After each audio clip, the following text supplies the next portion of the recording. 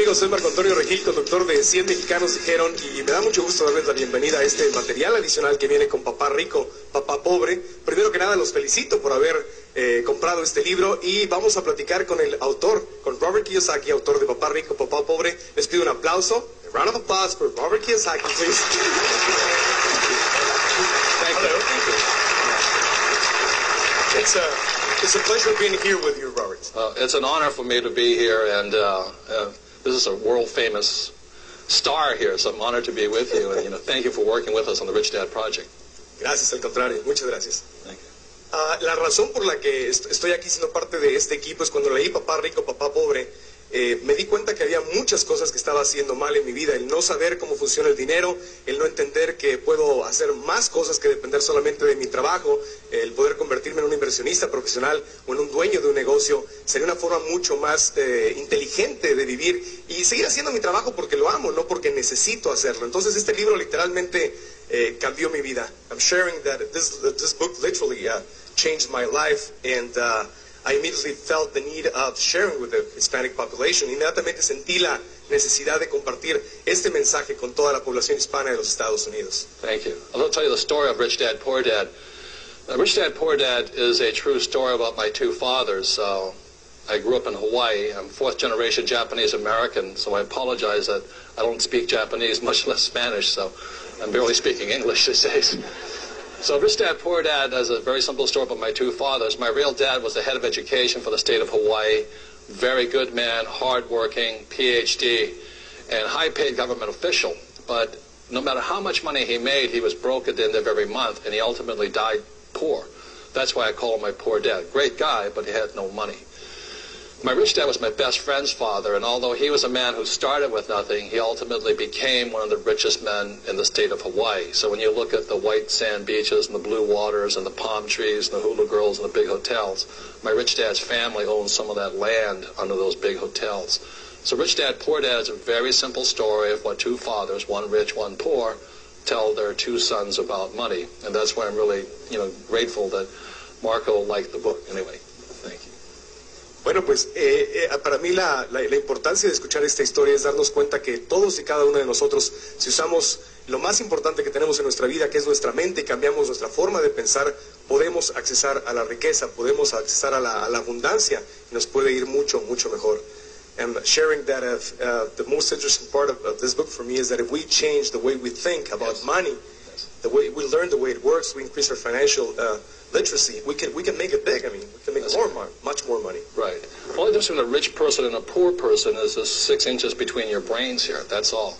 If this book was designed to change the way a person thinks, but also this cash flow game here, which I'm really happy to announce is now in Spanish also, was designed to change people's minds, to give them the financial education so a person can start thinking and acting and doing like a rich person. And the way this all came about is very simply, I was talking to Marco and I said, how do we reach, the people, the Spanish-speaking people throughout the world? And he says, why not just start here in America, because there's 40 million, Hispanic or Spanish-speaking people in America, because these are the influencers through the rest of the world. So by working with Marco here in America, we can, help other Spanish-speaking people all over the world, right here in America. Because as Marco and I are concerned about is you have so many people running across our borders, from South America, Central America, and Mexico, and wherever they come from, not because they love America, but because they need the money.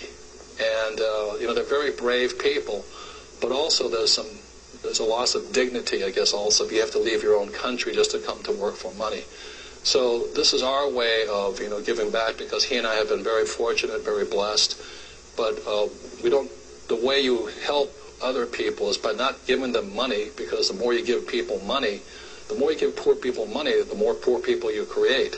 So what we're creating is a financial education company that'll train people to train their friends and their families to become more financially viable, stronger, and so that they don't have to run away from their homes just for money. Es por eso que estamos aquí y podemos aprender a través de Papá Rico, Papá Pobre y los siguientes libros, y sobre todo jugando Cash Flow, que está disponible ya en los Estados Unidos en la dirección de la página de internet que aparece en este momento en pantalla. Ahí lo pueden adquirir, pueden hacer clic e ir y el juego se los podemos enviar por correo. Yo le quisiera pedir a Robert Kiyosaki que nos explicara un poco cómo funciona el cuadrante del flujo del dinero para poder aprender más, cómo diferentes personas tienen un punto totalmente distinto de cómo funciona el dinero. Can you talk a little bit about the cash flow quadrant and the way it works and how different people see the money? Sure. The quadrant is back here. You know, it's the quadrant is E, S, B, and I. And what E stands for employees. And those are the people that, you know, my poor dad always said to me, go out and get a job. That's an employee's mentality, work for somebody else. S stands for self-employed or small business people. And those are the people that, you know, they don't really have a job, but they, you know, they may clean yards, or they may be a doctor or a lawyer or something like this. But they work by their labor. The B stands for big business, like in America, that would be Bill Gates, you know, an entrepreneur, or Michael Dell of Dell Computers. And I stands for investor, like Warren Buffett or Donald Trump, or even Oprah would be a B, you know. So my poor dad always said to me to go to school to get a job over here. And I said, I don't want to be an employee, and I don't want to work for a corporation. I don't want to climb the corporate ladder. It's not that I think this is bad. It just didn't fit my personality. And, you know, my mother wanted me to become a doctor, and I didn't do well in school. So, you know, S stands for smart. And I wasn't that smart in school. So my rich dad said, you'll do very well as an entrepreneur, you know, in business. So that's why I've been an entrepreneur. I've only had a job for 4 years of my life, but I build companies. So today I have this company, a real estate company. I have a gold mining company in China, a silver mining company in South America, an oil company. But I just build companies. And then I invest primarily in real estate and all those things. The point here is this: our school systems train us to be E's and S's. And the rich are B's and I's. These are the richest people in the world, and these are